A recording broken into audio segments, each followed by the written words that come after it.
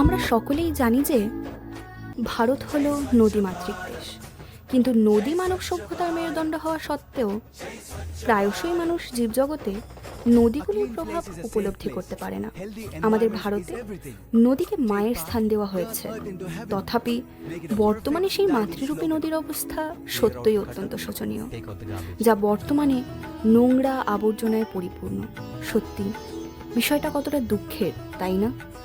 বর্তমান সমাজে দৈনন্দিন কার্যে প্লাস্টিকের ব্যবহারের পরিমাণ অত্যন্ত বৃদ্ধি পেয়েছে, এবং এই প্লাস্টিকই যখন আমরা চিন্তা ভাবনা না করে নদীতে ফেলে দিচ্ছি, তখন তা ক্রমশই আমাদের এই নদীগুলিকে করে তুলছে দূষিত।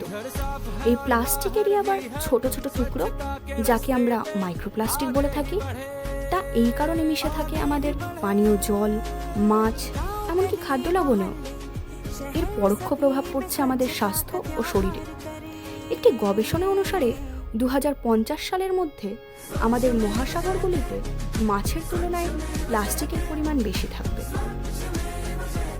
একটি বিষয় জানেন, পৃথিবীর 1000টি সব থেকে পলিউটেড নদীগুলির মধ্যে 144টি আমাদের ভারতবর্ষে অবস্থিত।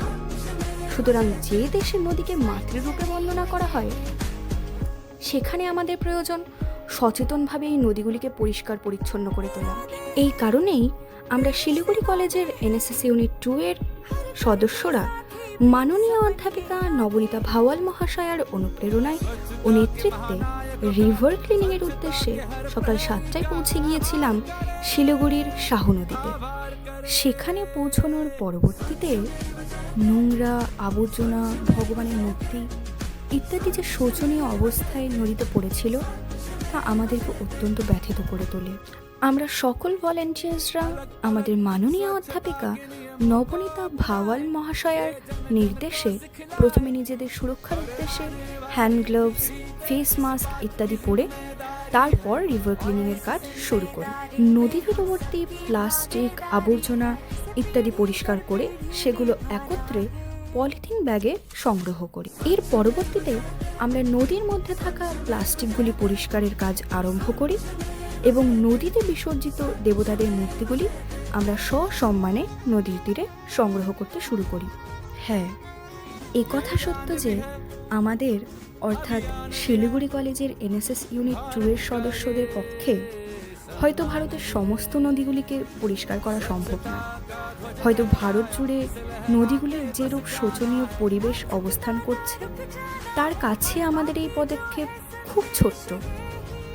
কিন্তু আমাদের এই উদ্যোগে অনুপ্রাণিত হয়ে যদি ভারতের অন্যান্য নাগরিকদের মধ্যেও প্রকৃতি সম্পর্কিত সচেতনতা, নদী সম্পর্কিত সচেতনতা ইত্যাদি বৃদ্ধি পায় এবং সকলেই এরকম খুব সূক্ষ্ম সূক্ষ্ম পদক্ষেপ গ্রহণ করে নদীগুলিকে দূষণমুক্ত করবার প্রচেষ্টায় ব্রতী হয়, তবে হয়তো একদিন সত্যি আমাদের ভারতে নদীগুলি পুনরায় নিজেদের সুস্থ অবস্থায় ফিরে আসবে এবং ভারতের সকল নাগরিকের লক্ষ্য, সকল নাগরিকের স্বপ্ন, স্বচ্ছ ভারতের স্বপ্ন পরিপূর্ণ হবে।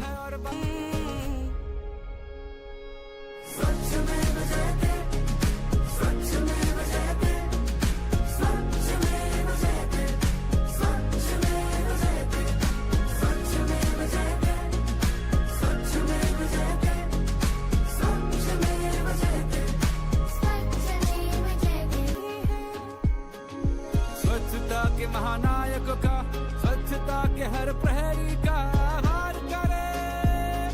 आभार करे आने वाली पीढ़ी पे इस बात की जिम्मेदारी है, और इस जिम्मेदारी में हम सबका ये सम्मान भी है।